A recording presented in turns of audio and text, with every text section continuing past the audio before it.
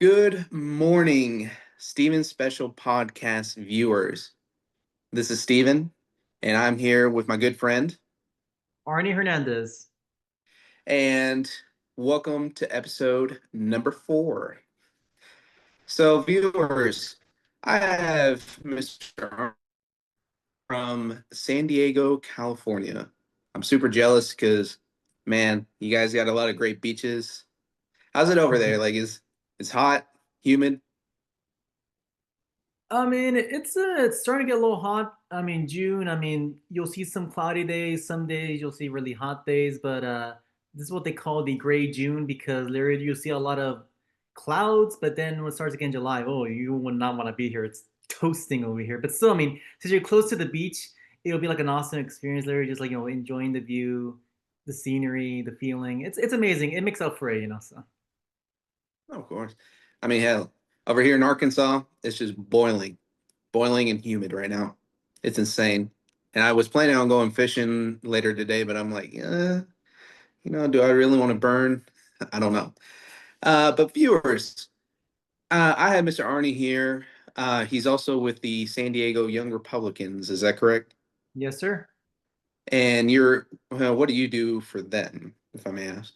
Yeah, so like my title is the creative director for my chapter of the San Diego Year Republicans. So I'm the one in charge of their social media marketing. I coordinate with the board to guarantee how we can better outreach to our specific groups or how to increase our membership in general. So we have like every now and then we do like a meeting once per month. It's either going to be at the either it's like a meetup or we actually just meet up in general with the San Diego County Republicans. But in general, it's just about pretty much. I mean, just right now we're trying to focus on our membership, trying to increase our membership, and as well, like increase our prestige with the GOP of San Diego, which is going pretty good actually. This year we've been actually been getting more of their attention, especially when it's been coming to our events and our outreach. We actually just got awarded last Saturday because it was the San Diego Lincoln Reagan dinner. We were actually awarded the Coalition Builder of the Year, our group. So we're No. definitely being recognized for our efforts and all that. So yeah, I mean I'm the one in charge of their social media marketing. I mean we're trying to increase membership and hopefully by the end of the uh, or 2 years, because actually compared to other chapters of the Young Republicans, in the United States, our terms are 2 years. So every year you get like a new board. Our boards are for a term for 2 years. So hopefully by the end of the 2 years, which by the way, it's by the end of the midterms next year. So hopefully we have good results from that. You know, Uh, Coming from a red state and a blue city, but it's still a red state, I see a lot of the news about California.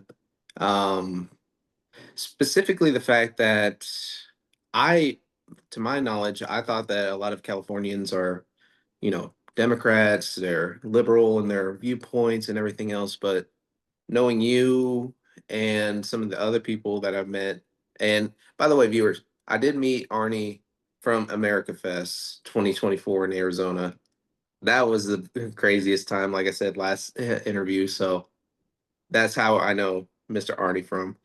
Arnie, what do you feel that California can do better in politics, especially in the legislative side? Um, yeah, what is your take? I mean, being pragmatic, I mean, the California state legislature it has like a super majority, in the state senate and state legislature. So it's really difficult for, California Republicans to actually do something in that legislature. So we're trying to do our best and what we can do. I mean, there is a sign of hope because there's actually going to be what we're trying to do pretty much in California is to get enough signatures to the point where we can get like a voter ID ballot proposition. So basically, we get enough signatures that can be in the ballot for the midterm election. And since voter ID tends to be more of a common sense, more kind of like of a broad appeal, it doesn't matter if you're a Republican or Democrat. There is actually a sign of hope that if that gets passed by the end of the year, well, next year, better yet. I mean, I think we can probably see some, you know, better change here, and in the legislature of California regarding our politics, and also like I mean There's a sign that it's trying starting to change a little bit. Like in 2020 in California, I mean, Joe Biden literally won California by 29 points. Kamal only won it by 20 points. So it's a huge shift from 29 points to 20 points. And you are starting to see that due to the Hispanic, trends toward the Republican Party. And yeah, I mean, that's, you got to give credit to Donald Trump, of course. I mean, he knows how to outreach our group. It doesn't matter. He's not Hispanic, of course, but he's white. But so regardless, of course, he definitely understands. I mean, the issues going on in our country, regarding economic nationalism, social conservatism actually appeals to the Hispanic community in general. It doesn't matter if you're in Texas or in California. I mean, the Hispanics here, they feel, well, not every Hispanic, of course. I mean, the majority still votes Democrat, but you are starting to see more of an appeal of Hispanics. You're trying to see more. You're starting to see more of an increase towards the Republican Party with Hispanics, and yeah, I mean, you're starting to see a little bit more of a change with that, and maybe by 2028, it'll hopefully be another 9 points. Well, I'm being optimistic, but pragmatically, I don't know what's gonna happen, but we'll see. Yeah. See, when I saw an election night, California's map, seeing the difference from 2020 to 2024, that just shocked me because I was like, that is just amazing that Trump and his team was able to pull something like that off. And, I do have hope. You always have to have hope Hmm. that really any other city like San Diego or Los Angeles or any of those other places can flip. Hmm. It's just going to have to take time. It's going to have to take an army to take over and just move it from the Democrats to the Hmm. Republicans. So, Arnie, let me ask you on top of that, the Los Angeles riots. Hmm. Can you tell me a little bit, like your perspective on that? I mean, it's closer to you, so. Yeah, I mean, regarding the LA riots, I kind of view it as kind of disturbing, but at the same time, not well, because obviously me being a Hispanic, I mean, being here, I mean, I literally live in a city, for example, myself, in my own suburb. The suburb is 50% Hispanic. LA, for example, of course, there's a huge Hispanic population itself. I mean, but unfortunately, due to our immigration policy, like obviously, of course, in order to get ahead, you have to be assimilated. But due to the high amounts of assimilation that we got, these past decades, there was not a proper way for them to assimilate a lot of Hispanics here. So unfortunately, because of that, you saw a lot of them literally react the way they did. Waving the Mexican flag, literally, I mean, literally thinking oh yeah, I'm loyal to my race, the Mexican race. I mean, obviously, when you're assimilated, you don't do that, but still, I mean, due to the high amounts of immigration that we've been getting, of course, it has been an unfortunate tragedy to see. I mean, in general, of course, I mean, things that have been happening in LA, I call it willful ignorance because you've been seeing looting, burning cars, things like that. That's been going on, and people have been playing it off oh, it's not happening. It is happening, but people they just like to view it as the ends justify the means. But it's just very terrible what's going on, pretty much, because it's not only affecting I mean, I mean, other Californians. It's also affecting the image of native legal Hispanics here. I mean, hey, we're trying to make a life for ourselves, follow the American dream. But how can we do that if there's certain people in our community that's projecting bad image of ourselves? Which, by the way, the majority of the protesters that are in the LA, protests and riots. I mean, they're legal Hispanics. They're not illegal because obviously the majority of them being illegal, they wouldn't be there because they don't want to get deported, of course. But yeah, the majority of them are legal Hispanics, and they're creating a bad image for us, pretty much. And so, if you're to actually think about the consideration of white or black Californians, and if they were to see us, they might just think something badly of us, unfortunately, because of the LA riots. See, my take on the riots was that, but also the fact that what did it gain? What did it gain for that for the movement? Because really, it just showed that we or those people are just willing to destroy properties. It didn't show anything other than that.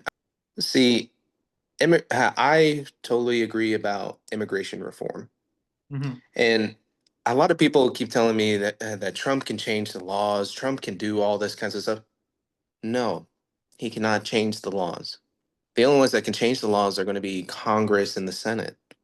And I can guarantee you $50, that's never going to happen. Most of those people are not going to change the laws either way. But like I said, hope is real.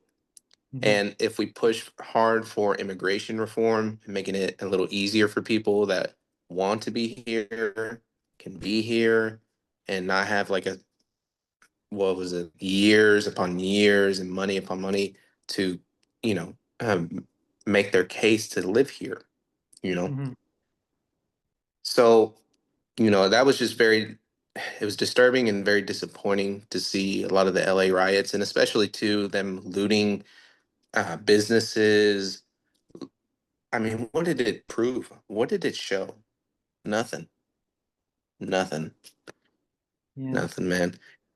Yeah, Uh, it's actually pretty funny so because I'm sure you remember like like last week there was the No Kings protests, and like you said, like Trump can't even do anything that much. I mean, he literally is limited to the amount of Senate seats and House seats, pretty much. Like he literally can't even pass his own agenda that easily. Like pragmatically, his platforming is good, but he's also being pragmatic about what he can pass, and he can't pass that much because he's not a king. And they're like, "Oh, No Kings protest." I mean, Trump's not even a king. What are you talking about? So. See, I loved his comeback to one of the reporters. He's Yeah. like, I don't feel like a king. I don't feel like a king. It's like, it's true. It's not, he's not a king. He's just very limited to what he has available. And, funny enough, I did see a video of one of the protest play that his father got a belt and started like just hitting him and telling him, son, I'm very disappointed in what you're doing. I'm here at home working. I just got out of work and, seeing you on the streets doing, stupid things. How does that make me feel? Make me look? And the person that was taking was it the video? She was like, "Oh, you shouldn't be hitting him. You shouldn't be doing any of that. You need to talk to him. He has feelings." And it's like, if you if you come from a Latin family and you do something stupid, your parents are going to hit you with the chancla, with the belt. Saca a su hijo de las protestas violentas en Austin. Pegó. No, ¿a poco sí? Sí, le dio como 3 veces. Señor, ¿todo bien? ¿Qué pasó? ¿Por qué le pega? Muchacho, ¿estás bien, muchacho? Mire, señora, preocúpese usted por sus cosas. Anda Muchacho. ya, dice que según allá en las pinches protestas pacíficas, con esta chicadera, con esta pinche pintura. ¿Eh? Me la pasé todo el puto día trabajando y regreso. Pues sí, y me pero dice, le pega, ¿lo va a hacer "Es- peor? y llegando a la casa le va a ir peor a este cabrón. No, pero Si sabe usted- que le si puede usted hablar se a va la pa' allá, policía, si ¿verdad? va para allá y se fija, son puros pinches huercos malcriados los que andan haciendo un desmadre allá. Pues sí. Eso no nos pone nada bien, Pues señora. yo A la sé, gente pero... que trabajamos todo el día andamos ocupados, no tenemos tiempo para andar allá haciendo desmadre. Son Pues- puros pinches huercos. Puros pinches huercos malcriados, y a mi hijo yo lo voy a educar. Yo no voy a dejar que al rato un pinche policía me lo desviva allá en la calle y ahora sí, voy a andar ahí chillando. Pero usted golpeándolo lo va a Preocúpese hacer por su vida, peor. usted, señora. Lo va a hacer peor si le sigue golpeando. Preocúpese por Hable yo con sé él. cómo voy a criar a mi hijo. Hable con él Yo mejor. sé cómo voy a criar a mi hijo. Hable con él. Artie, man, with that being said, you being a Hispanic in a blue state and in a blue city, Yeah. man, how does it feel? Like I asked Chris in the last video, but like for you, man, does it feel like again, like a David and Goliath type of situation, you know? To be honest, not as much because, like, I mean, the strength of the Democratic Party is mostly in LA and San Francisco. Like, San Diego is blue, but moderately blue, so it's not too bad. I mean, obviously there are a lot of liberals here, but not to the point where I mean, you're being like literally hunted or persecuted or anything like that. I mean, sure you have to be careful what you say, of course, but I mean, because San Diego in general used to be a red county up to 2004, I think, or 2020. I don't know which years, but yeah, I mean, ever since then it's been a blue county, And unfortunately, I mean, yeah, I mean, it's just been like under Democratic control. But yeah, I mean, regarding being like Hispanic and a conservative, I mean, I just try to be, careful of, what I say. I mean, I like to put in my head like a litmus test whenever I talk to people.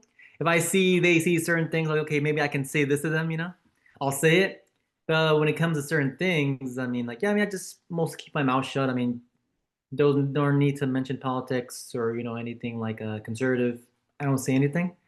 But yeah, it just has to do with more like, just knowing when to talk and not to talk. See, I don't think I can make it in San Diego or any of those other cities because I have my Trump hat, I have my Trump shirts, everything that you can think of. Yeah. I'll wear it proudly. And if people start like getting on to me or whatever, I'll be like, hey, it's a free country. Why not? Hmm. Yeah. Oh no, but yeah, dude, that's gonna be on my bucket list too to go to California. You know, Yeah, of course. Yeah, it's I mean, beautiful. yeah, and let me know. Of course, you send me a text. I mean, if you come to San Diego or Orange County or LA, let me know. We can definitely plan something. So. There you go. There we go, man. So, and again, like in California, a lot of what Gavin Newsom, and I call him that, Yeah, Gavin Newsom. Yeah, Newsom. I call him that as well sometimes. So, I mean, you know, you know it better than I do. I mean, what's your take on him? I mean, regarding Gavin Newsom, like obviously his policies have been contributing to a lot of, I mean, decay in our state. I mean, there have literally been like U-Hauls been running out here in the state because there's people literally moving out of this state. I mean, sure. I mean, it's a beautiful state, like the scenery, the beaches, like especially the food. It's very wonderful to be here in California, but when it comes to the point where it's very unbearable to live in, like even San Diego itself, I mean, it's known to be one of the most expensive cities, like literally in the state. Like I mean, and to be honest, in San Diego, unless you're like in STEM or in the military, you technically can't get a hit too much. So, I mean, it's very difficult to live here in California, so people are moving out. I mean, Gavin Newsom, regarding his policies, have contributed to making things more expensive. I mean, we're gonna have a gas tax in July, like coming up, which is gonna make gas more expensive, which is kind of bad. I mean, yeah, it's just been kind of terrible. I will say, I'll give credit where credit's due to Gavin Newsom is that he has this like a aristocratic aura. Basically, like, he's a terrible governor, terrible policies, but he definitely knows how to be very appealing, especially in his image, which I do feel that the GOP should learn from that. Look for candidates that are kind of like that, give that aristocratic kind of image. I mean, I will give credit. I'll give Gavin Newsom credit where credit's due. He does have that kind of image, but that's why for 2028, I would say don't underestimate this governor.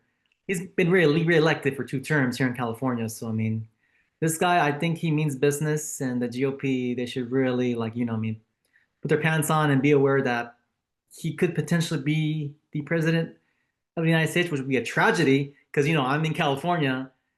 I mean, and Gavin Newsom it's funny because like I mean, because when Gavin Newsom before he was the mayor of San Francisco before and after he finished as mayor, San Francisco was terrible. Like Gavin Newsom, by the end of his governorship, I mean, it's going to be worse than when he first started. And I can tell you, if he becomes president, how the United States is now, by the end of his presidential term, it's going to be terrible. So I'll definitely just say to the GOP Republicans, get your pants on and nominate a good Republican, and just get a better outreach. I pray for 2028. I really do. I do. I do. I do. And you see it all over the news that Gavin could be the next candidate. He always plays it off, goes like, no, no, no. I had to do the Gavin's shuffle, Yeah.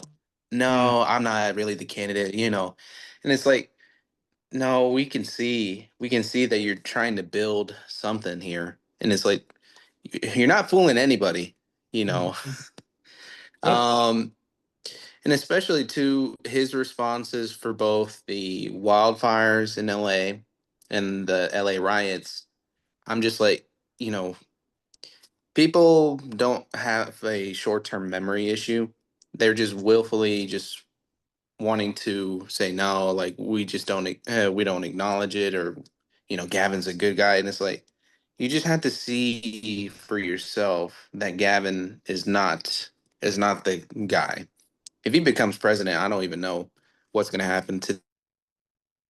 Yeah, exactly. Because like I mean, the uninformed voter in general, pretty much. I mean, they have this good image of Gavin Newsom. They're like, oh, like he's handsome, like he's a good speaker and all that. I mean, Gavin Newsom in general, he's is such a troll. Like literally, like he debated Ron DeSantis. Ron DeSantis, of course, won that debate, but still, I mean, Gavin Newsom didn't even like I mean, hey, he got away with it pretty much. Even like when the Charlie Kirk like podcast that way he was in with Gavin Newsom, he wasn't even like I mean, being that much of a hard debater itself. Like I mean, he literally put himself out there. He's good at messaging.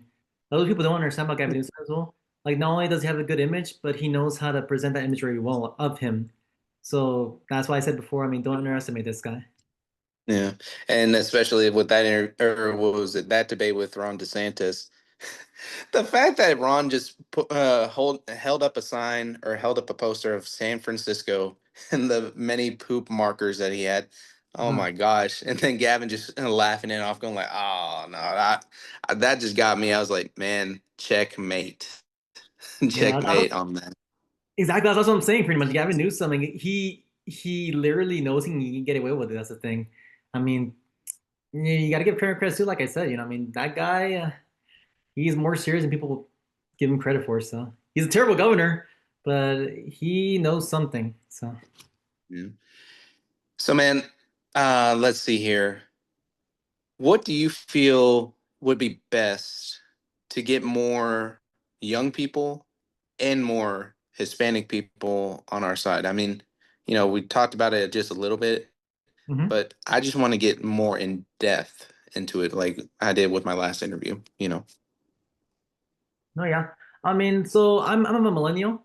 I was born in 1994, but I went to college. I mean, I was exposed to Gen Z, especially because of my sisters. They're both Gen Z. So like I can definitely tell you when it comes to young people, they want to make sure they're heard, they're understood. Like if the GOP can give that image that we are listening to them, like you actually will get them more interested in hearing more about you. That's what I give Turning Point USA credit for, because they actually do that pretty much. I mean, Charlie Kirk, he goes to the college campuses, he debates. Like, I mean, he validates people's opinions, even though there might be the wrong opinions, but he understands, like, okay, yeah, you have this perspective, but it at least makes you try to think, okay, but this is not the right thing you're thinking about, though. And the GOP, they don't really validate the opinions of others, especially here in like California. So I think it just has to do with more making young people like feel heard. Even Ben Shapiro said this once, pretty much go after how people feel. And the GOP, literally of San Diego and California, if they can just go after young people with how they feel, I mean, you'll see a better trend with Gen Z. I mean, there was a trend with Gen Z in 2024. I mean, the Republicans did gain more Gen Z voters, which is pretty good. But if you want to continue that, we just have to follow Turning Point USA's, approach to how they deal with young people, and just make young people feel heard. And regarding Hispanics, I mean, some, in the Republican establishment, they try to say like, oh, avoid the social issues. Hispanics, I mean, they have traditional values. Like, I mean, once they come to this country, of course, like once they're very assimilated, they realize, okay, I mean, yeah, I mean, what this country believes. I mean, hey, I mean, I actually agree. Yeah, like once they're more assimilated and everything like that, I mean, hey, Hispanics are a good ally and there's opportunity, potential for them to even grow, especially as generation goes. But yeah, it just has to do pretty much like just like running on family values, running on economic innovation, running on healthcare. Which, by the way, I mean, the three issues for Hispanics in general is not immigration, like like the media likes to claim. That's not the top issue. Like for the Hispanic community, the top three issues are jobs, healthcare, and education. If the GOP can actually focus on those things, but at the same time focus on traditional values, you will definitely see opportunity in Hispanic growth. Which, by the way, California, within a decade or so, I mean, the Hispanics are going to be the majority in California. So, I mean, they better get to work because there's potential. And if, ironically, things go well, maybe within the 2 decades, I'm being 2 decades, I'm being realistic. I'm not like those kind of people that are like, oh, California is the red state. We just don't know. No, I'm being pragmatic. I mean, California is a blue state. But if we do our things right, I mean, yeah, you could definitely see within 2 decades the potential of California flipping red again. See, like I said, always hope, but realistically, Hmm. that's Pelosi's district, that's Gavin's district, Hmm. and that's Karen Bass's district. They're not going to Hmm. give up without a fight. They're going to pour a lot of money Hmm. into it and a lot of. See, there was a video not too long, I think it was recently too, that was showing the Republicans, I guess, in a bad light, but it was just very distasteful and very, I don't know, it was really just it was a new low for the Democrats. See, Hmm. that's what they love to do is just they go super low in their morals and just attack us, make us look like we're the enemy, and and it's like then debate us on issues. We can like just me and you right now, we're talking and stuff. Why not have a debate with somebody just back and forth, get their ideas, and just be like, you know what? We may not agree, but what is it? I respect you enough to have you have your beliefs and I have mine, but Hmm. let's work on it. And I don't know, I can talk to a Democrat, I can talk to a liberal, Hmm. but I mean, part of me just wants to be like, well, I would love for you just to take these ideas and believe them, but Yeah. that has to be on the individual themselves. Because sooner or later, I'm actually going to New York, Hmm. New York City, Okay. man, and especially with like a Trump hat and everything on, Hmm. I I'm gonna sightsee everywhere, but I'm also gonna be realistic and be like, well, I may get looks, and God forbid, I may get into a scuffle with somebody, but we'll cross that bridge when we get there. I'm just saying Yeah. there just needs to be dialogue in the situations, Hmm. not your feelings taking over and be like, well, you're horrible. You need to do better. How shameful of you. You Hmm. know. Yeah. Yeah. So Arnie, man, can you tell any more of my viewers like what San Diego young Republicans are doing right now? Are you guys getting your goals or you know? I mean, so far we've been doing like whatever we can. I mean, like obviously increasing our membership. I mean, it's been a little stagnant, but for the most part, we've been like doing a pretty good job when it comes to projecting our image towards the San Diego GOP. Like we've been getting outreach actually regarding to appear on the news and everything like that recently as well, which has been pretty good. I mean, we're definitely getting more of the attention regarding the news stations here. We actually have a special election coming up, like regard in like in July, and then that special election has to do with the county supervisors. So basically, right now, like last year it was under Democratic control, but the Democrat supervisor she resigned, and there's actually a special election going on for that seat, and whoever wins that seat actually wins control of the county supervisors. So I mean, yeah, I mean, whoever wins that county supervisors, the San Diego County may actually start seeing better change locally in Republican politics, which would be pretty good optically as well. Like our president, she's actually trying to do like better outreach towards that special election. She's in charge of the election efforts, like getting more outreach, knocking on doors.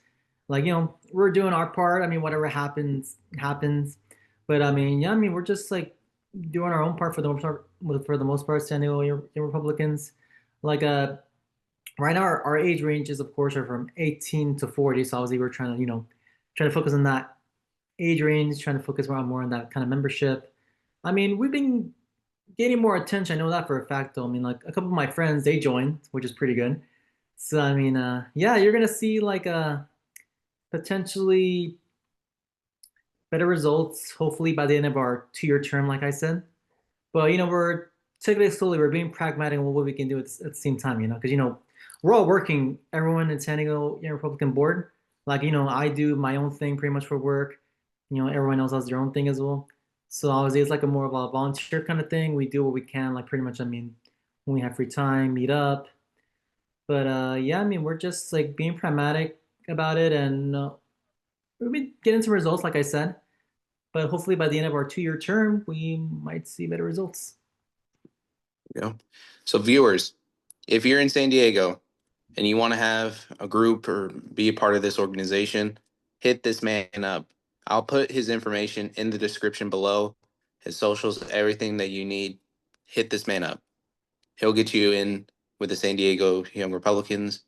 And Arnie, man, I thank you so much for giving me the time, letting me know a lot about California politics. And if you're ever in the area here in Arkansas, man, you know, door is open for you, man. We have some of the best, and I'm a little bit biased. I'm just telling you that. We have some of the best Mexican restaurants here, especially in Okay. Northwest Arkansas. So come on down, man, anytime. Well, I mean, our reputation, unfortunately, we're close to the border. We have good Mexican food, but I will give you the benefit of the doubt. I'll try the Mexican Oh, restaurants here, and I'll let you know when I get there. So dude, it's on. I'm just letting you know, we got the best. But let's wait and find out. Hey, that could be another video. Just another video that we can do California versus Arkansas Mexican food. there we go. Let's do that. Let's go. I mean, if God willing, that comes to that point, yeah, we can definitely do a video. I'm down for that. So, Awesome, brother. Well, man, Arnie, thank you so much, man. Viewers, we are out. hey, thank you for the opportunity, man. God bless, and have a good weekend.